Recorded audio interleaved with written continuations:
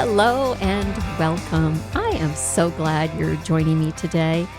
If you want to succeed in dating, marriage, parenting, or friendship, or if you're divorced and you want to know why, well, listen in as Matthew Fray, author of This Is How Your Marriage Ends, A Hopeful Approach to Saving Relationships, shares how seemingly innocent behaviors we do with no thought destroys love and trust. This is the Silver Divorce Podcast, broadcast from the Whitfield Media Group studios in Chattanooga, Tennessee. It is proudly brought to you by our title sponsor, Center for Sports Medicine and Orthopedics, and show sponsor, Medicare Misty. Center for Sports Medicine and Orthopedics is the area's leading provider of multi-specialty orthopedic care. Using innovative surgical techniques and technologies, our team of specialists deliver exceptional results backed by exceptional patient care. Learn more at sportmed.com. And Medicare Misty is a real person who can help answer your Medicare questions. Get real help from her team at medicaremisty.com. And I'm your host, Lisa McCluskey. And now, let's podcast. Well, today I am honored to be joined by Matthew Fray.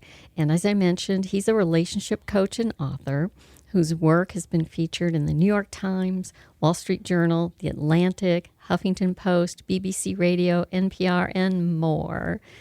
Welcome, Matthew. Hi. Thank you so much for having me. Oh, you know what? I am so excited because as I read your book, initially I was reading it thinking that it applied to, marriage and divorce and relationships, but really it applies to every aspect of your life. You can read this book and take the concepts into your business world as well. And it really is the same thing.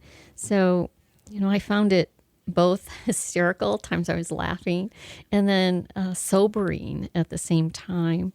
As women, we are not always privy, or we're not inside a man's head. We don't know how they're thinking and how they're going to perceive some of the things that we do. And your book really helped open the curtain on that, I thought. And mostly it really showed how some of the benign acts that we do in a relationship can destroy trust. So I just found it so stark that a relationship absent trust does not feel safe. And once you don't feel safe, it starts to erode over time. So really anxious to get into this.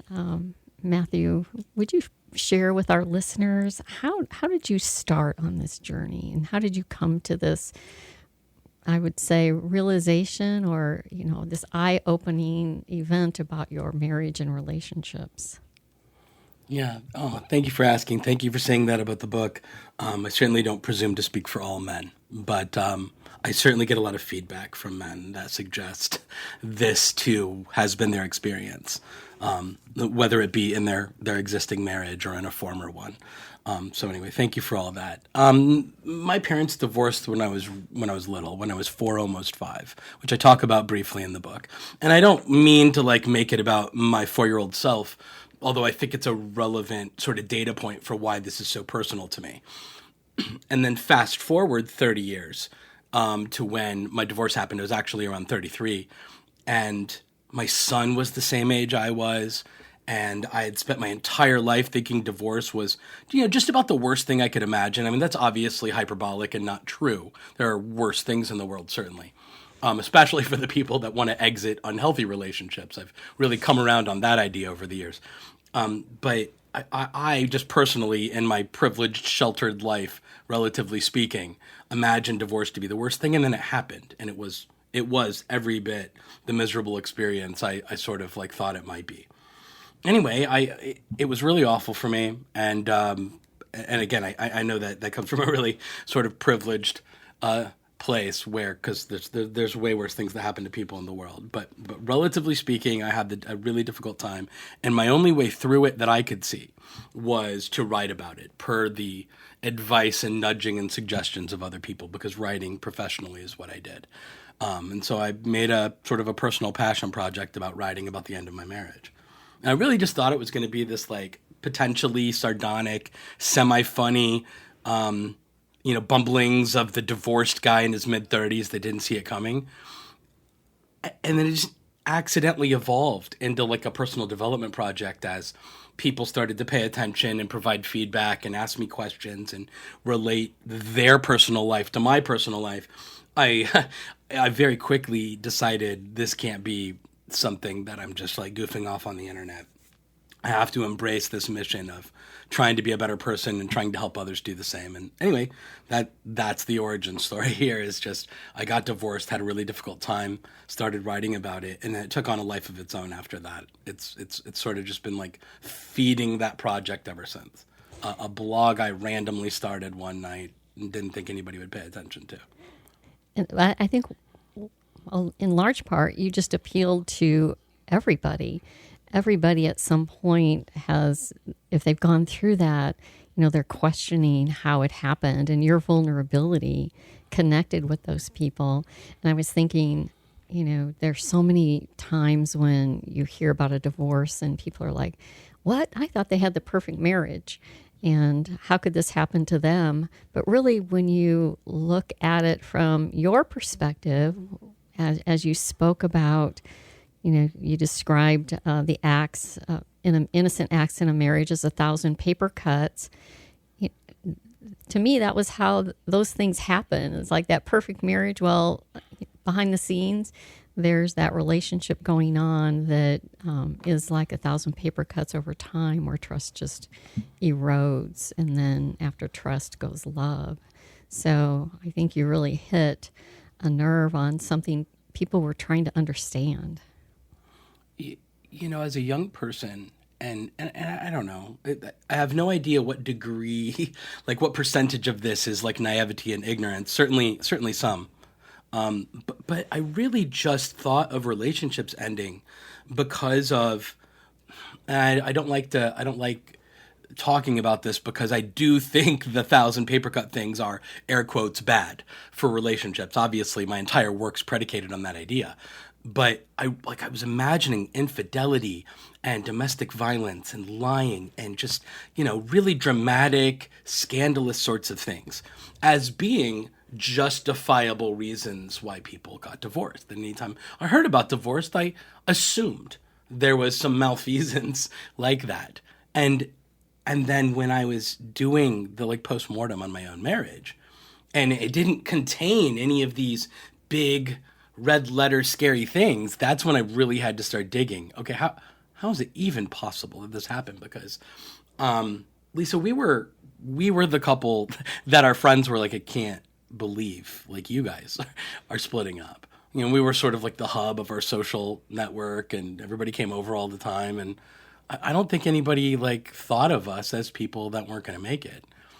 And anyway, I had to do a lot of soul searching. And the conclusion, as you know, that I landed on was a lot of good people out there can be very, air quotes, bad relationship partners. And what I really mean to say is one human being cannot trust that the other person that they've promised to love and serve all the days of their lives will speak and act in their interest. We learn to distrust that idea, but it doesn't happen in one fell swoop like it might with infidelity or committing a crime or striking somebody, God forbid. But it happens because of 1,000 small instances of I left the toilet seat up or I put the dish by the sink that you didn't want me to put there.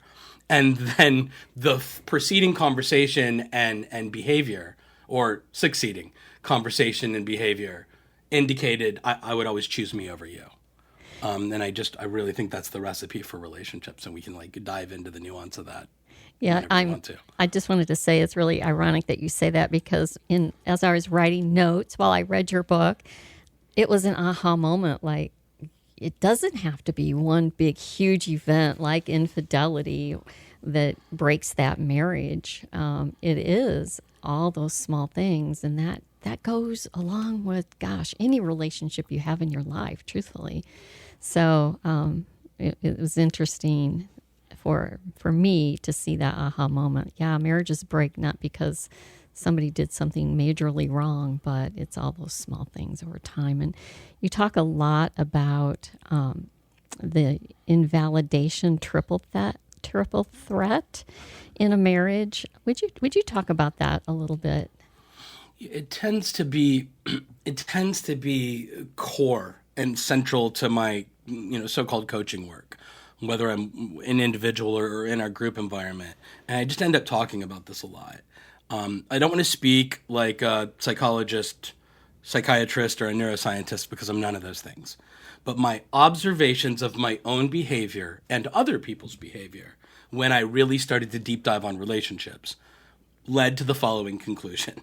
There are three pretty specific ways that I think are commonly demonstrated in relationships anytime two people disagree with one another about something. And I think that leads ultimately to trust erosion that will absolutely end a marriage. And I just don't think two adults who love each other disagreeing about something should contribute to the end of marriage, if we're just going to make it about that.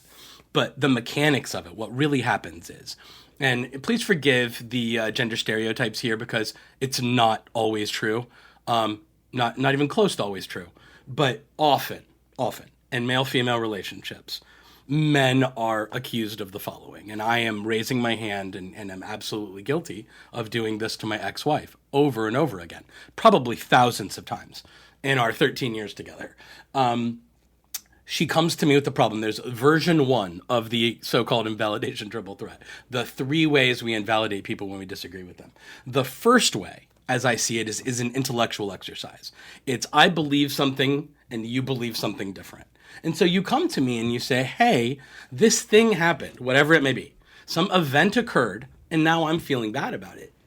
And I focus on my disagreement to my different belief or my different interpretation, and I challenge you. What you feel is irrelevant. It's moot on the basis that you're wrong about what really occurred.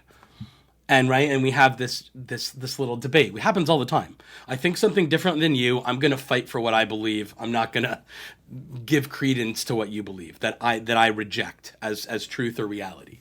I think the unspoken implication is that I'm telling you you're wrong or you're stupid or you're crazy anytime you try to communicate to me that you believe something that I don't believe, and it's the basis for some disagreement in the relationship. And I think communicating, I think you're wrong, stupid, or crazy, and that I'm going to believe what I believe at your expense will, over time, contribute to the downfall of a relationship, even if it's about whether the toilet seat being left up is a problem, whether leaving the dish by the sink is a problem. Really, really small, so-called insignificant things like that. Version 2 of the invalidation triple threat is not intellectual, it's emotional. It's not what we think, it's what we feel. And she says, hey, Matt, this situation occurred, I feel bad about it. And now my judgment is not that you're intellectually wrong, that you're thinking about it wrong. My interpretation is that you're reacting to it incorrectly, that you're being hypersensitive usually.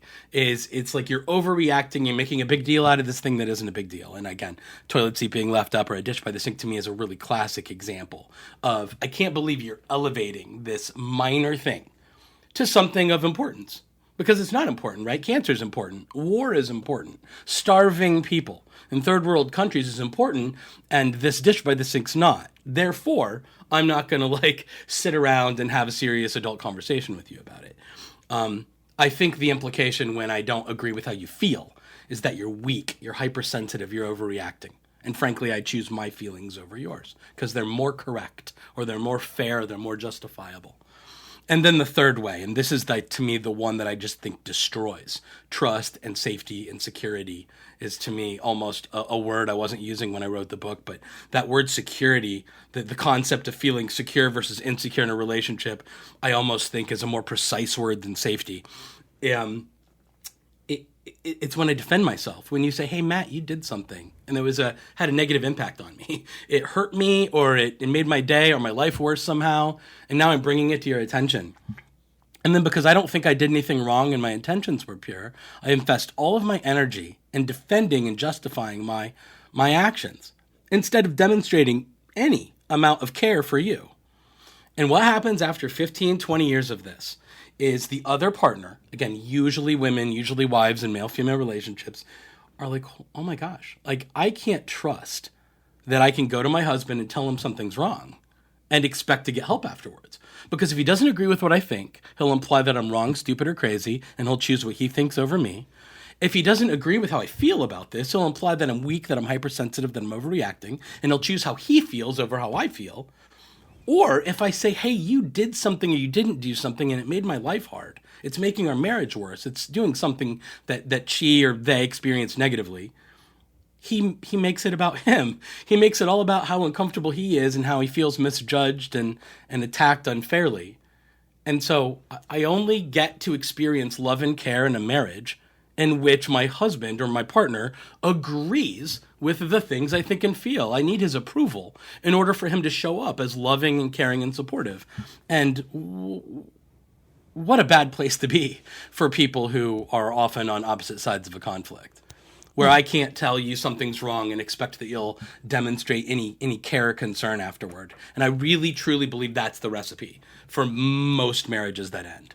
And it takes a really long time to get there. It takes 10 to 20 years to get there in most instances, because these are not huge deals. They're just consistent demonstrations of, you can't trust me to love you unless I think something's actually wrong, unless I agree with everything you think and feel.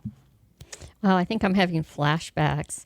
It really is so true, because it comes down to the husband perhaps thinking, my wife's thoughts were wrong, therefore her feelings are wrong. So let me tell you why you're wrong. And that tends to be how arguments disintegrate until, as you mentioned, then she just stops trying.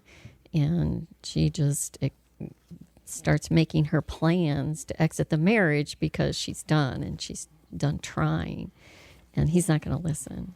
So it's just such a common theme. But so given we know that there is that danger in invalidating the other person, how do we start to change that if we recognize ourselves in a marriage and maybe we've done that? How do you start to change that? Well, and so in my coaching work, I'm always trying to like sell this idea, right?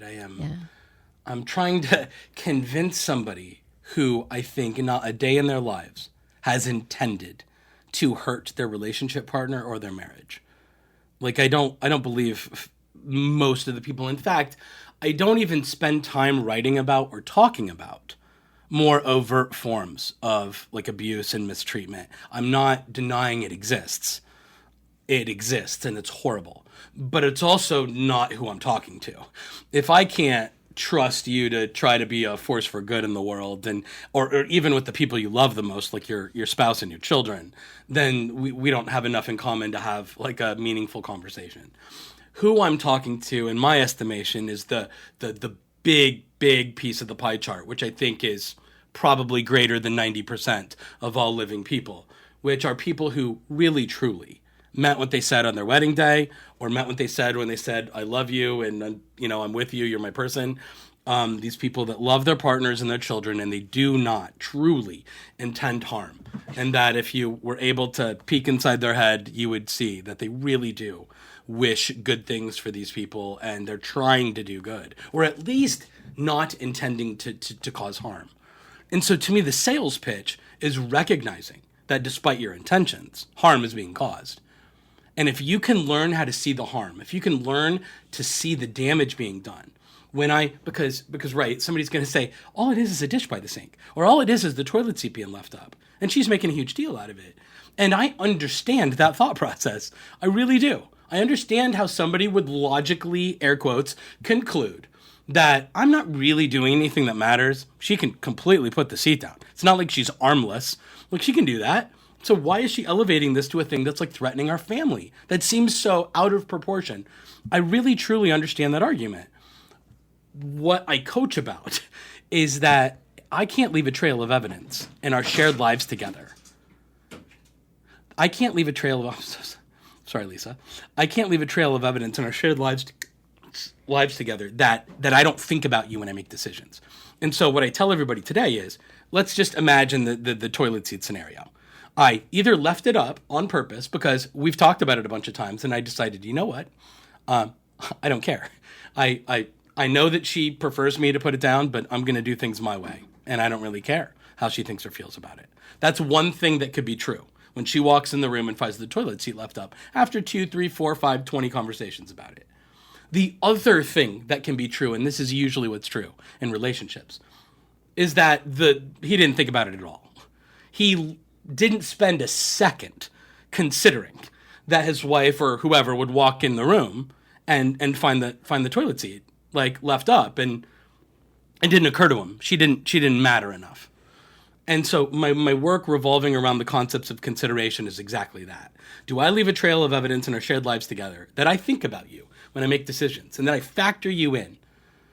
Or do I leave a trail of evidence that says, I don't care how you feel and I do these things on purpose, or you're not somebody I think about it at all?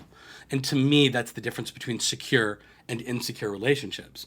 Most of these people are not trying to hurt anybody. They just fail to do the disciplined thought around the things I do are impacting other people. And where that really breaks down and where trust completely goes away in relationships is when the other person doesn't even have the ability to come talk to you about it because of that invalidation triple threat scenario. So I am innocently going about my day trying to be a good guy. I have a strong do no harm policy, but I accidentally, air quotes, left the toilet seat up because I just wasn't thinking about it. And then you're going to tell me about it, and then we're going to get in a fight because I don't have the emotional maturity and discipline to say, I'm so sorry that I leave evidence in our lives together that I don't think about you, or that I do think about you and don't care. And to me, that's just relationships 101. But it took me, 5 to 7 years after divorce to really see it clearly, that that's what regular, kind people do to one another every single day at home, is these little demonstrations that I either thought about you and did what I wanted, or I didn't think about you. Either way, how can I feel secure spending the rest of my life with somebody I can't trust to look out for me? As you're talking about that, I was thinking of my own life, and it was the changing the toilet paper on the toilet roll. And, it was frustrating that I always had to be the one to do it. And even though I would say something and the next time it would be, there it was, I had to be the one to do it. It was evidence that that person didn't care about what I thought. But as you're talking, it really comes down to being more mindful and being in the moment.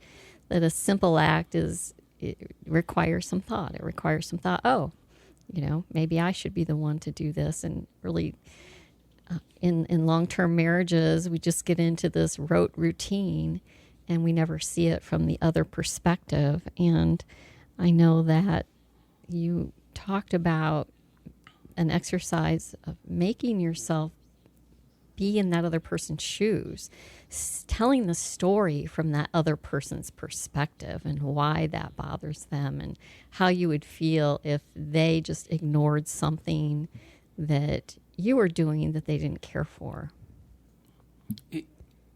The dish by the sink story is what elevated me to somebody anybody paid attention to at all on matters of relationships. And that was written 9 years ago now, in early 2016. And then to this day, it remains, despite the book, the most popular, most read thing that I've ever written. But I think it remains a really fantastic relationship conversation sort of piece, if you will. Because a lot of people, usually men, come back at me and say, Matt, the dish just doesn't matter. The dish doesn't matter, and there's nothing you can say or do that will convince me that the dish matters, that it's worth having a fight about. And, just everybody's got, air quotes, dish by the sink in their relationship, sometimes several. And it wasn't even actual, it was largely like allegorical or metaphorical. My wife and I didn't fight very often about a dish by the sink. But it's I remember having a few conversations about this drinking glass I would leave there. It was certainly not the number one contributor to the end of our marriage. But I think thematically it sums it up. And it's what I just said about the toilet seat. She walks into the kitchen and the glass is either there or it's not there. And if the glass is there, she has to consider that I leave it there on purpose because I'm the boss and I'm not going to be told what to do. And I don't really care how she feels because I'm going to do what I want at her expense, no matter what. That's one thing it could have meant. It didn't, but it could have. And the other thing it could have meant is that I was just in a hurry and she wasn't somebody that I spent time thinking about. She wasn't somebody who had enough esteem and respect and prominence in my mind and heart to protect from walking into the kitchen and finding evidence that I will always choose myself over her. And that is how I see these little so-called, nuanced relational things today, which manifest again in a million ways. For me, it's easy to focus on little domestic things like this. But sometimes it's a lot more subtle. Sometimes it's like some sort of relational dynamic with the in-laws or whatever. Like there's really an endless number of applications for my relationship partner. Always cares about, thinks about, prioritizes what they think and feel, but I can't trust them to do that same work for me. That is almost always at the root of relationships that erode and break slowly. So how do you start to overcome that? Well, and I think, forgive me, Lisa, I think that you already asked me that question and I didn't get there. I want people to see the injury. So I want people to learn how to see that dish by the sink as the bad thing I've grown to believe that it is. And it's all like a frame of reference. The dish by the sink isn't important to me. But a piece of evidence that says I'll always choose myself over my wife is very harmful to the security of a marriage and a family. And if I can learn how to see something I did as harmful, even if my intentions were pure, then I can begin to do the work of protecting other people from it. And so for me, it's about developing mindfulness habits. I talk about food allergies all the time as a good analogy. I feel like if I had a child and that child might get severely sick or die because of ingesting peanuts, that I would be very mindful and very careful about the ingredients that came into our house. I don't think I would ever forget. I don't think I would ever overlook the ingredients in my child's food if severe sickness or death were on the table. And to me, that's the work. If somebody can trust me to protect them from getting sick from an ingredient that has never gotten me sick or killed me, shouldn't they be able to trust me to, air quotes, protect them from an emotional injury, even if I have never felt injured by that same set of circumstances? I don't know if that's aligning with your worldview, but that is how I came at it individually and how I try to come at it when I'm talking to people. It's down to trust. You trust that person will have your back, if you will, even if it's the small things. You trust that they're going to take into consideration your feelings and validate your feelings and understand your feelings are real. To me, that's what it boils down to, is showing that you matter by trusting. An example from my personal life today is I've been seeing somebody for 5 to 6 years now. She has a severe gluten allergy. And so this allergy analogy that I just offered is something that we practice in our shared lives together. We don't cohabitate, but we consume a lot of food together. And I sometimes prepare a decent amount of food that she consumes, and she does have to be able to trust me to not introduce ingredients that can get her sick. And it's so sensitive that a teaspoon dipped in a flour container that's in a huge batch of something can absolutely get her sick. It's really trace amounts of things can get her sick in this instance. And she trusts me to protect her from it. But the thing she can't quite trust me to do, even after 5 years and I'm working on it, and certainly if we cohabitate, this problem won't be a problem anymore. But I'm not always so great at communicating timing, and a little ADHD and not the most organized guy you've ever met. And she is it's so important to her that she have productive, efficient days. And so when I like sort of leave her hanging and she doesn't have clarity around timing and schedules, it gives her a little bit of stress and anxiety. And it's something that we've talked about several times. And it's something we had to talk about a couple of days ago. And like, that's my work right now, is I have to become more mindful of this invisible thing happening to her, 15 minutes away from my house at her house. And she needs to be able to trust me to look out for her.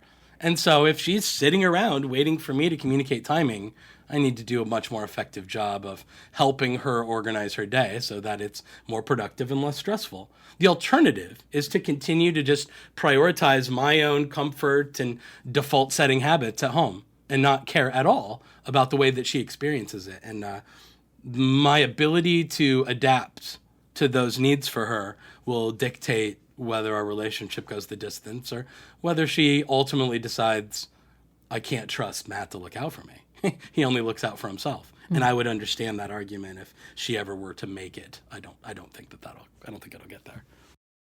Got an injury that just can't wait?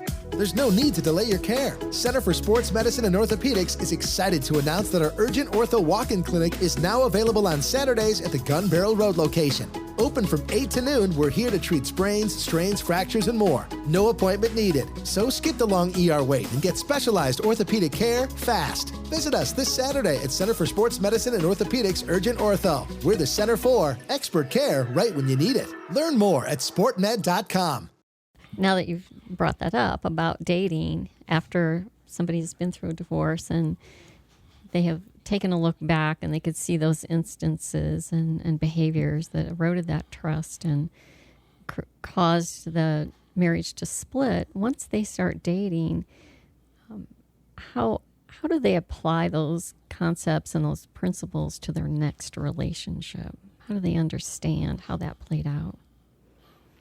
Well, if everyone will please forgive the gender stereotyping, because again, I understand that this is not universally true at all. But in my general experience, women will need to weed out the kind of partners that will dishonor their diverse experiences from the people they're trying to have a relationship with.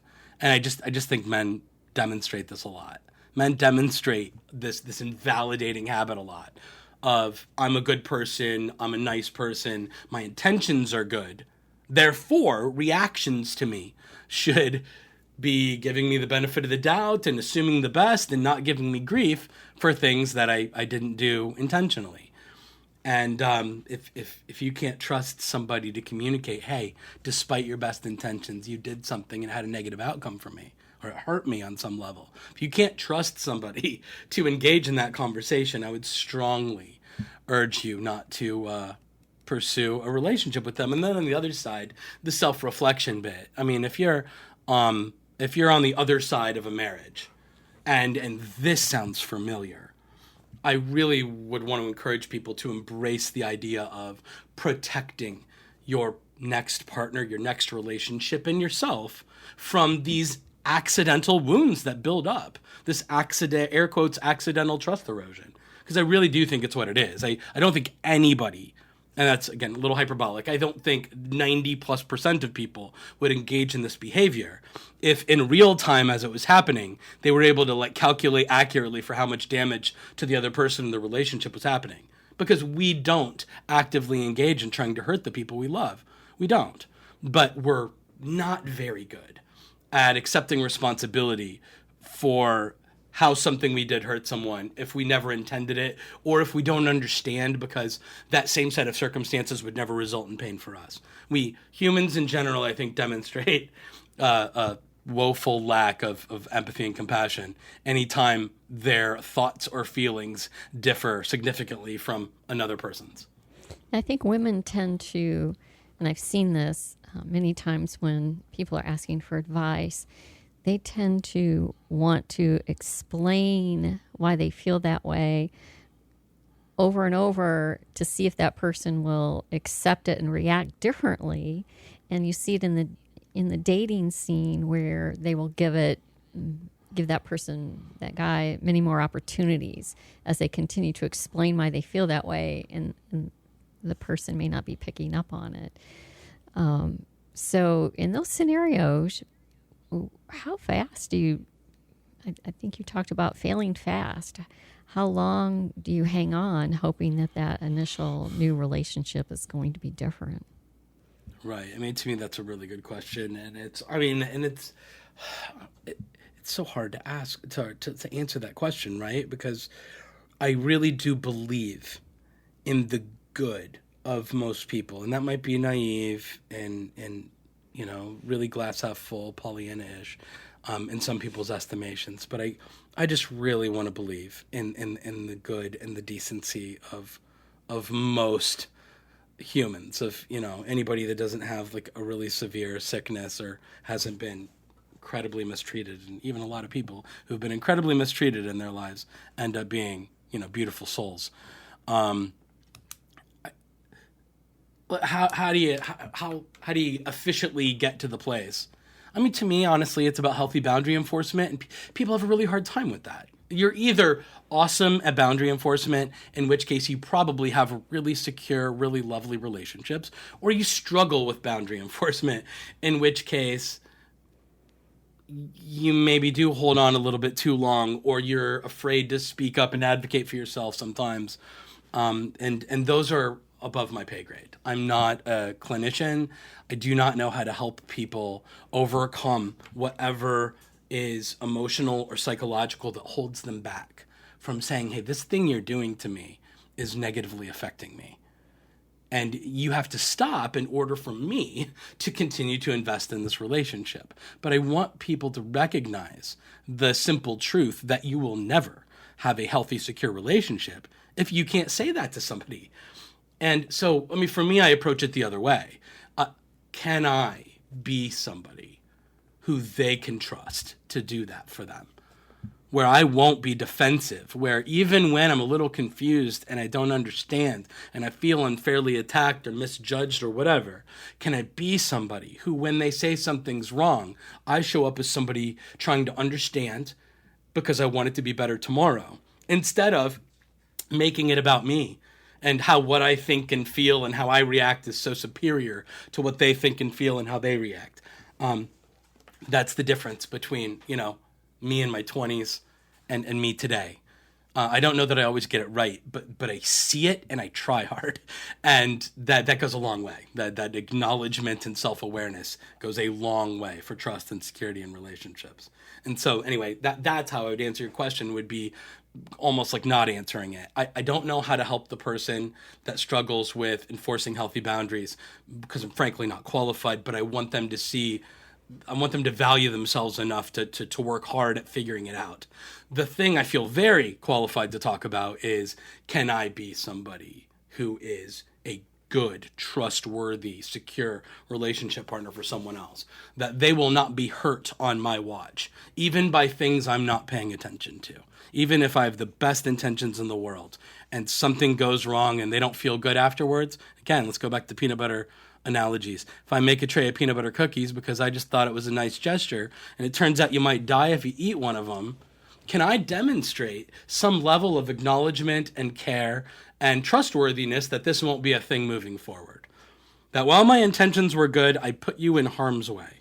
That to me is a decent analogy for the kinds of things we do in our relationships. Mm-hmm. Yeah, I keep thinking it means showing up with an open mind. And not judging why the person is feeling that way or if they are entitled to feel that way, but just showing up with an open mind, ready to understand what they're saying. I recognized quickly that I was a pretty judgy person. And what I mean by that, I don't think I'm judgy in like a moral righteousness way. I've never really been that.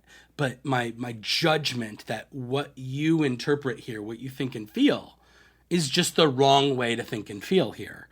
I was bringing that to my relationships of all kinds. And I decided, I don't know, somewhere around 10 years ago that is not who I want to be in the world. And so I think I talk about it in the book as replacing judgment with curiosity. Mm-hmm. If I can get curious, if I can just get curious, if you think and feel really differently about this than me, how about I leave judgment at the door, and how about I seek to understand how this different person came to think and feel so differently about this than me. And I think that's a really useful thing in friendships and with your neighbors and children and business partners and all the things. But I think it's the difference between marriages and romantic relationships that will make it versus the ones that won't, which is why I think the stakes are so high in romantic relationships, where they're less high in all of our other relationships. But I think agree that the principles are useful and applicable across the board. Yeah, I would agree with that. And you also mentioned empathy being the top skill that you need in dealing with relationships. And it goes... No, go ahead. I'm sorry, Lisa. Well, and I don't know what your take is on that. I described it, I think, in the book as I recognized that I struggled to... I sort of raised my hand in the book and said, you know what?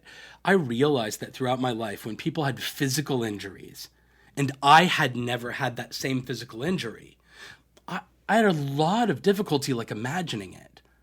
And I don't demonstrate an enormous amount of, I do today, but I didn't historically demonstrate an enormous amount of compassion and empathy. And I honestly think that might be a neurological condition. And I wonder how much that's applicable to emotional circumstances. I spent my life not feeling hurt very much. My parents' divorce was the one thing. And I managed to be reasonably resilient about that. I didn't at 10, 11, 12 years old wish my parents were married again. I wasn't one of those.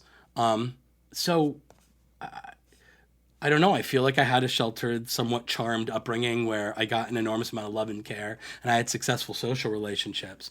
And without adversity, I struggled to empathize with adversity other people were experiencing. And I think that it might be that simple, but again, I need somebody smarter than me to know about it. All I do know is that when my wife told me something was wrong and I judged her as weak or overreactive or hypersensitive, I demonstrated that I could not be trusted in the relationship. I didn't know how to see it that way when I was doing it. I really thought I was being helpful. In obviously a not particularly sensitive way, but I was really trying to look out for him. I was like, hey, we can't let these not big deal things be elevated into big deal things. Let's not do that. Let's reserve freaking out for major things. I really thought that was a sort of a wise and mature take when I was in my mid-20s. And now I understand how absolutely emotionally immature and foolish that was. Yeah, being curious about someone and how they're feeling really does help you to be more empathetic. I will say, after going through what I did with my divorce and hearing so many different people's stories and being curious about how they experienced their journey and healed afterwards, I find that I am much more empathetic toward other people's pain and toward other people's condition, where they are today and what they've been through. So it is, Sorry, Lisa. That's exactly true for me. I was just going to say as well. Yeah. No, it is, gosh, so much of it, as you think about it in relationships, it's small transformations. It is small transformations as we go about our daily lives, and not you have to turn into a completely different human being, but small transformations in how you think and how you communicate and how you ask questions. Is that fair to say? And beautiful. Yeah, it really is. I think it's scary for a lot of people, and again, we're stereotyping. I think a lot of men are scared at this idea that I've got to be different, that I've got to change who I am in order to be a good husband or worthy of my wife or a new relationship or whatever. And I think that's such a misguided, but I mean that kindly, it's such a misguided way to think about it. And it's like you said, it's a series of small adjustments that I think simply begins with most of the pain, most of the trust erosion that occurs in my relationships, past or present, occur not because I'm trying to do anything bad, but they happen in my blind spots. They happen when I'm not paying attention. And I think a mental, emotional reckoning needs to take place inside the minds and hearts of people.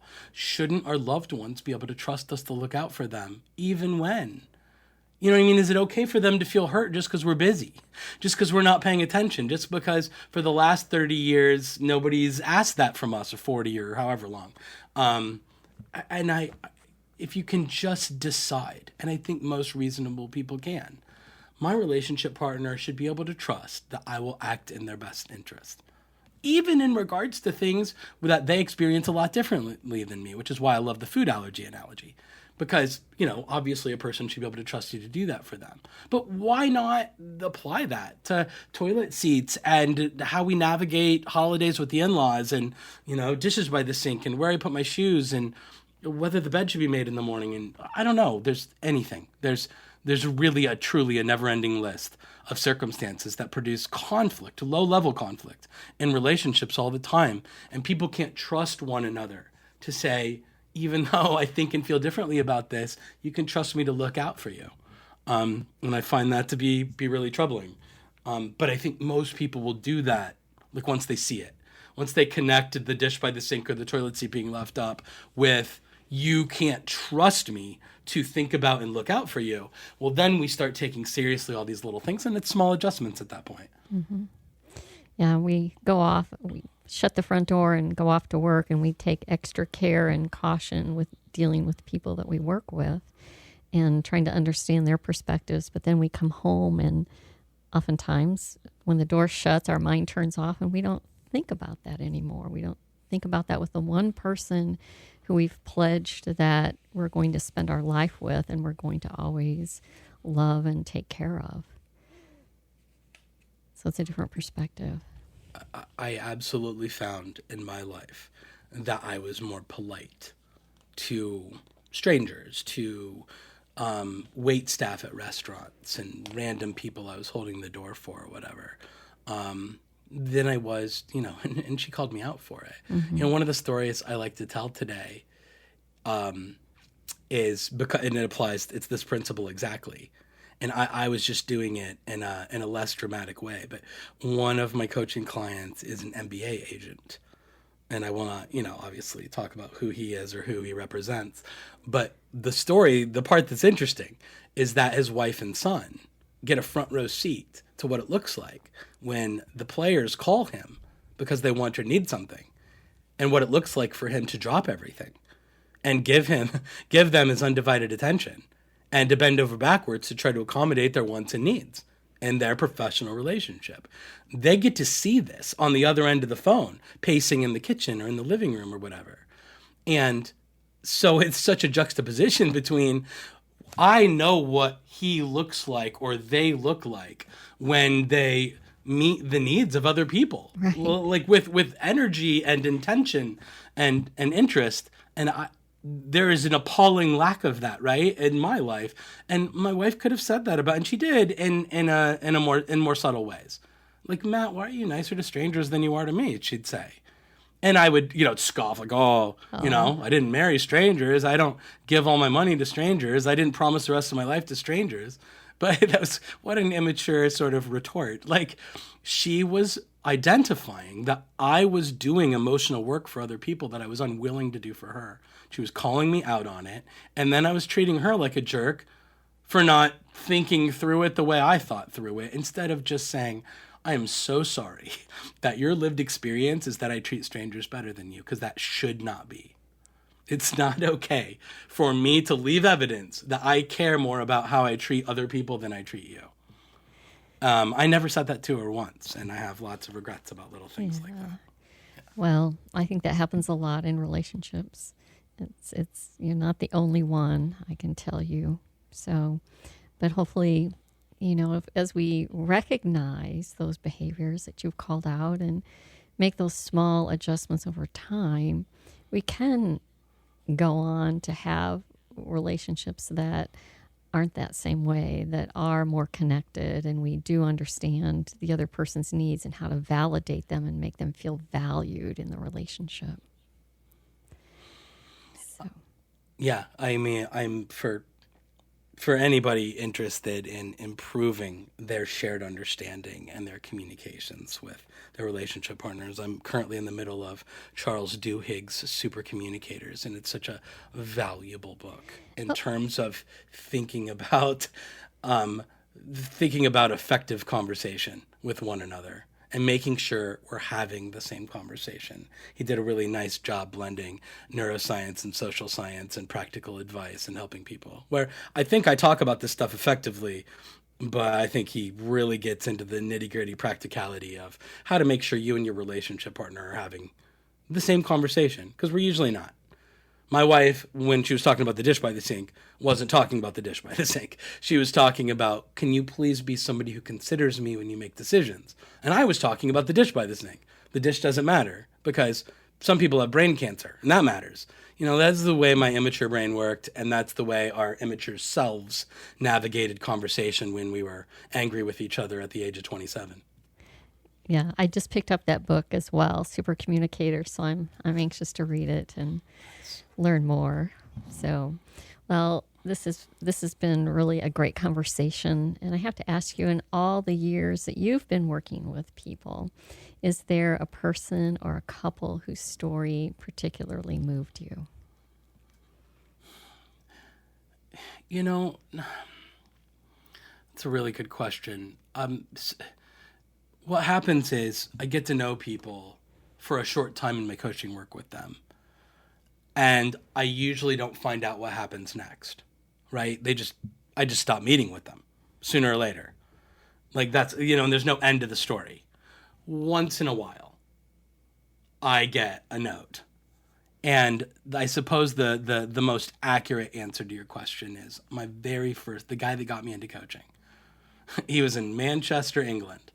And I live in Northeast Ohio. And he reached out to me, liked my blog, and he said, hey, would you coach me? Would you work with me? And I didn't know what I was doing, and I was scared to say yes. Finally, he wore me down, and I said, okay, I'll give it a shot. And I remember I spent more money, side note, I spent more money on the phone call because I didn't have an international calling plan than I got in return for my first ever coaching call. I actually lost money. But anyway, that guy, we talked for a few months, and my first ever guy, and they'd been married 36 years or something. Wow. And then I didn't hear from him for 8 or 9 years. And I just heard from him, and sometime in the last 5 to 6 months, and he sent me a really nice, thoughtful email that laid out how he and the family are doing. And at the time they were living in different places, and that really, really resonated with me. So if we're talking about moving, but I can't get into the specifics because I can't help you understand what they did differently. The story that I think of is I actually put in the book, and then people I've never met before. And it's a couple named John and Missy Butcher who I think do some life coaching work themselves. But I remember I shared their story in the book a little bit. They're the couple that they always keep a date night sacred every single week, and they get together every single day they possibly can for an afternoon sort of walk or get together meeting. And the sole purpose of this get together is to invite the other person to share what's going on. Just, hey, what's going on? Good, bad, or indifferent. What's going on?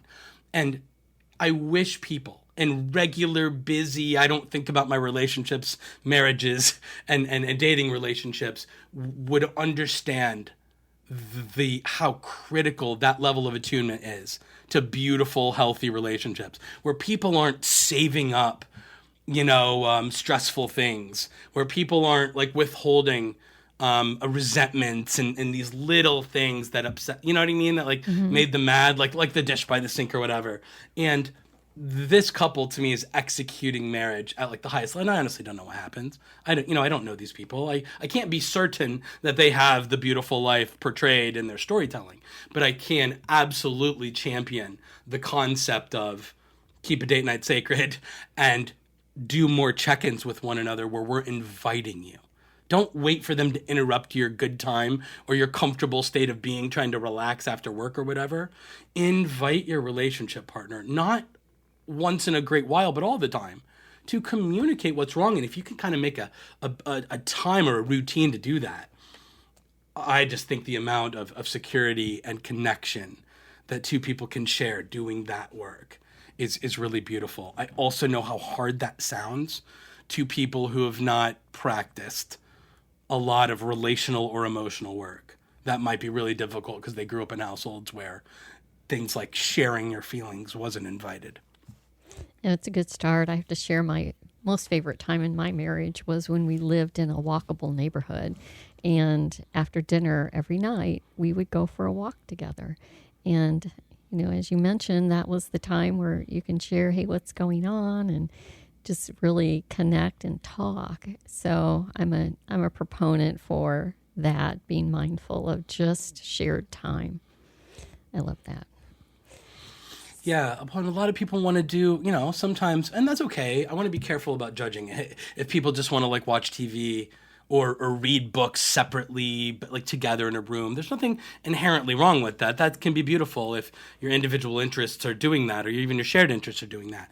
But I really want people to think about how valuable it is to be the kind of person that invites the other person to communicate what's going on with them and makes sure they're offloading true things that they think and feel. I mean, one thing I would say here is something I hear from women a lot is, Matt, my husband isn't honest with me. And I will come back and say, do you mean he lies to you? And she says, no. It's not that he's lying. I think when he says words that he's telling the truth. It's that I know he's got a bunch of thoughts and a bunch of feelings about me, about the marriage, about his life, about whatever. And I don't know, he's quiet. He doesn't share those. I don't have access to them. So my husband, for one reason or another, is withholding truth from me. And if we're optimizing our marriages for trust, the withholding of true things, the withholding of honesty, can be just as problematic as deception. I don't think it's quite as bad, but that's my silly judgment and shouldn't be a factor. Withholding truth is damaging to trust in relationships. And I really want people to, if you're aware you're doing something that is not great for trust in relationships, to please stop doing that thing as soon as possible. And one of the easiest, although uncomfortable, things that most people, usually men, can do is be more forthcoming about the honest things they think and feel to their relationship partner. I think a lot of people are scared of appearing weak or appearing like they don't know.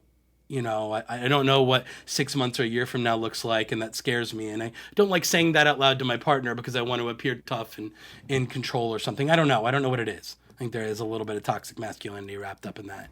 But anyway, I don't know what your take is, Lisa, but I'm very interested in the concept of people in general. But I'm going to like skew this a little bit toward men, because I think men demonstrate the withholding of true things they think and feel a bit more often than their female relationship partners, if that's their relationship model.